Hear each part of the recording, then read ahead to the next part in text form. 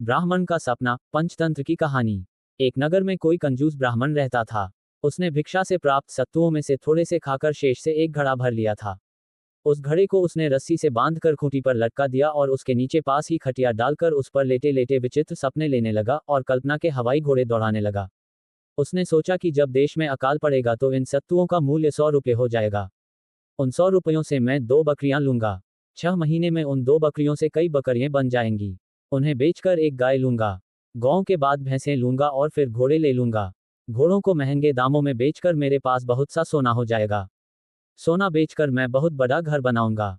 मेरी संपत्ति को देखकर कोई भी ब्राह्मण अपनी स्वरूपवती कन्या का विवाह मुझसे कर देगा। वह मेरी पत्नी बनेगी। उससे जो पुत्र होगा उसका नाम मैं सोमशर्मा रखूंगा।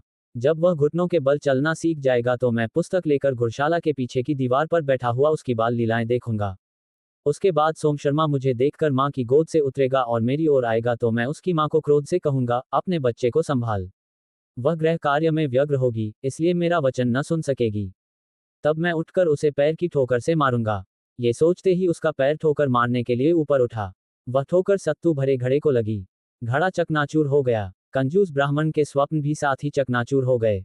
सीख। शेख चिल्ली न बनो।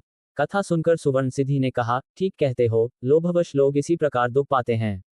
जो व्यक्ति परिणाम पर बिना विचार किए जल्दबाजी में कोई काम करता है, उसे राजा चंद्र की तरह ही दुखी होना पड़ता है।